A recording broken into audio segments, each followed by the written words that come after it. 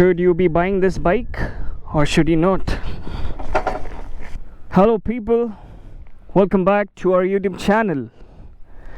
Today I'll be giving you all my ownership review of the Interceptor 650 after 3000 kilometers. So let's head into it. This is our very beautiful Interceptor 650. So just to give you an overview, I've owned this bike since the last 2 months. Before this bike I had a Himalayan Scram. Before that I had a classic 350, and now this is my bike for my everyday ride, for my highway trips. And my 2 months experience with this bike has been just amazing. On the city roads, on the highways, it has just performed mind-blowingly good. Let's start with the ergonomics.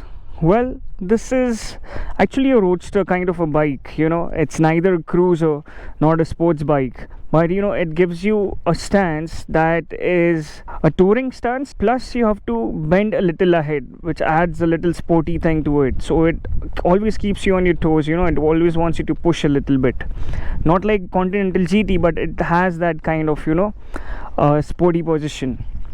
The bike is it is good for both city roads also and for the highways also. For the highways because it has a little cruising position. For the city because it is too comfortable to ride. The seating is, however, one of the issues that I face in the bike. The stock seat that you get with the Interceptor, it is a flat seat. It doesn't have much of a cushion. So after 1 or 2 hours of traveling on the bike, you will feel pain in your butt. So what I have done is I have changed this. I've bought this new touring seat by Royalenfield itself. The cost of this touring seat was 5,950 or so, but it is definitely much better than the stock seat. The thing is, it is very narrow in the front, almost the proportions of the tank, and it gets broader as it goes behind. Place for the pillion is also decent enough. What happens is, because of the narrowness in the front, the rider can stick his knees to the tank, giving making the ergonomics much better. The thing is, when you put your knees around the tank, all the load of the bike, it doesn't fall on your arms or your shoulders, which is actually the way how a bike is to be ridden. So this is one good thing about the touring seat. It also has a lot of cushioning, which adds on to the comfort for both city roads plus the highways.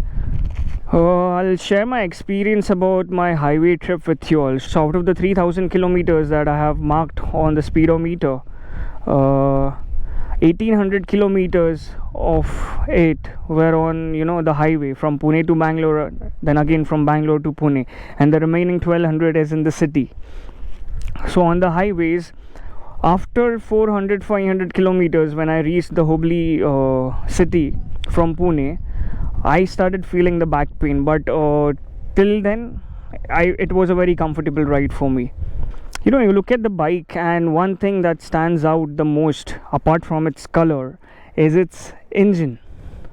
I think engine is the best part about this Interceptor 650.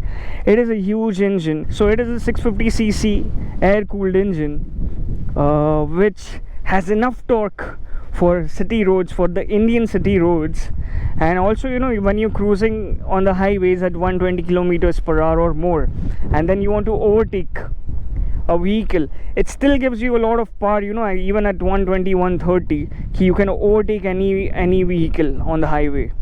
Plus on the city roads, let it be traffic, let it be narrow roads, it is very powerful. So it has a lot of torque. So whenever you accelerate, there's enough power at your hands to overtake or ride through the city roads, make your way through the traffic, or ride on the highways. Handling of the bike it's very easy and it is very comfortable. When you're actually on the bike, you're riding, or when you're on the highway, you'll never feel the weight of the bike. In fact, it gives you steadiness. The weight of the bike, it gives you steadiness. Some of you all who must be touring on the highways, you feel whenever you're crossing through, whenever you're overtaking a big vehicle, you know, there's this air push you feel, you know, whenever you overtake them, or gush of wind comes and it tries to push you away, you know. But the best thing about this bike is whenever you're on it, you won't feel that. The heaviness of this bike gives you steadiness. On the city roads also, if you're traveling in the traffic, you won't feel any pain on the legs, you won't feel any weight on yourself. The bike is ergonomically that good.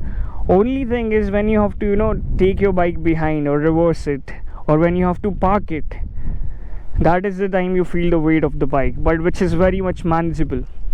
Ride quality is extremely good, handling is very good. Ride quality, I mean, I've done 860 kilometers in a day in 14 hours, and by the end of the day I wasn't much tired. Luggage capability of the bike, you know, you put as much as luggage as you can on it, it will carry it. The options that Royal Enfield gives is are the panniers. The panniers are not metal panniers, but they are like bags, cloth bags or so. I think nylon or cloth bags that you can put it on the left side and on the right side. So these are the options that the Royal Enfield officially gives on its website. For me, what I do is I have a saddle bag of Royal Enfield itself. So what I do is I put it back vertically over here on the seat whenever I'm riding. So what happens is, if I feel tired or so, I rest my back on it. It keeps, you know, the tiredness away, plus gives support to my back. It adds on to the ergonomic seating position. People often put the magnetic tank bag, which is also a good option, but I've heard quite a few reviews from my friends, from other people also. The magnet in the tank bag, it messes up with, you know, the fuel showcase on the speedometer. So, and also there are of course chances of, you know, getting scratches on the tank. So I try to stay away. I try to avoid the magnetic tank bags. But rest, as I said, you can put a tail bag, you can put the panniers that the Royal Enfield officially gives, you can put a saddle bag, you can just tie it up behind.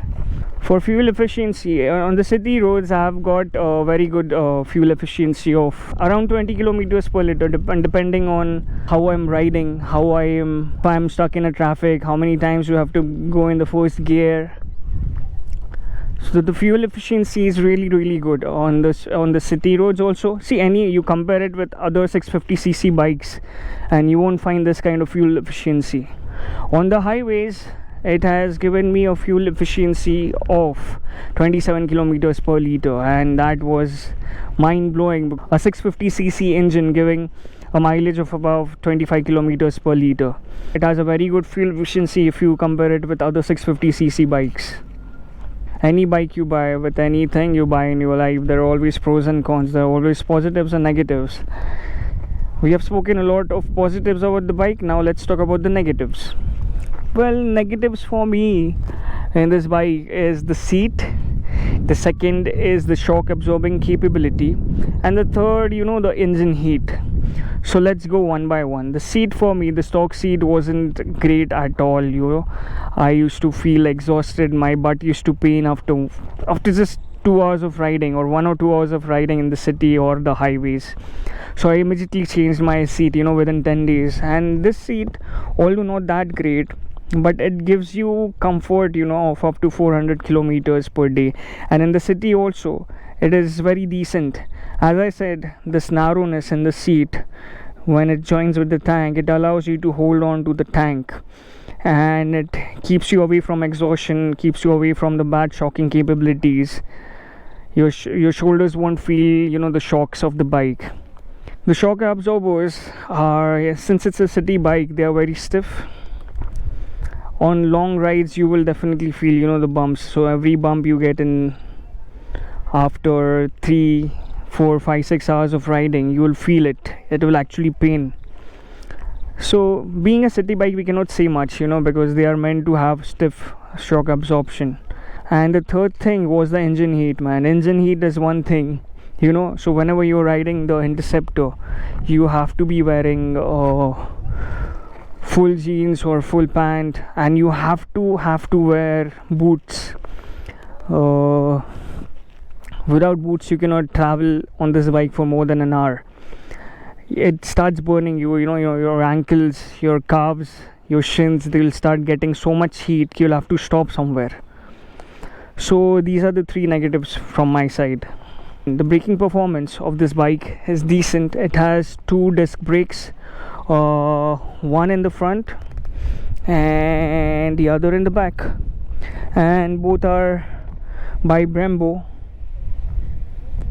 It has a decent stopping capability on the highways also. I never faced any any issue of me braking the bike and the bike not stopping whenever I wanted. On the city roads also, even though it is so damn heavy, it will never make you feel okay, there is some issue with braking. Now the off-road capabilities. So the reason why I chose Interceptor over the other 650s of the Royal Enfield family, that is Continental GT and Super Meteor, is because this bike compared to the other two can do more off-roads. So I have done off-roading on this bike. Even though it is heavy, you can easily do off-roads. And the tires are street tires. They are city road tires. They are not meant for off-road. So if some of you who all are really into off-roading and you all want to buy Interceptor, then I would suggest you can change the tires to Ralco or some other off-roading tires. Let it be gravels, let it be mud, let it be slush, let it be water, this bike will do its best. And even the silencers of this bike, they are high, so there's no chance of water getting in. Now let's answer the most important question of all. Should you be buying this bike or should you not?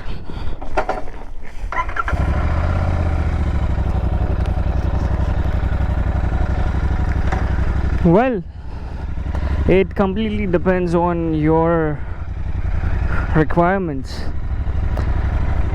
If you want to buy a big bike, a 650cc bike from the Royal Enfield family, the options that are available now are the Interceptor 650, the Continental GT and the Super Meteor 650. If you like cruising your bike on the highways, and mostly your day-to-day or occasional ride is going to be on the highway, then I would suggest you go for the Super Meteor. Or if you're that kind of a person who is into races, who likes to race their bike, who likes to not hit the highways that much, be in the city, travel from one place to another, you want to go for quickly, then I would suggest you go for the Continental GT. Well, and if you are someone who's in between, who will do highways someday, who will do city roads someday, who will do off-roading someday, then I would suggest Interceptor 650 is the bike for you. It will give you ample power to do off-roading too. It will give you ample power to cruise on the highways, to manage the city roads, manage traffic, and also it will give you that kick every time you accelerate it.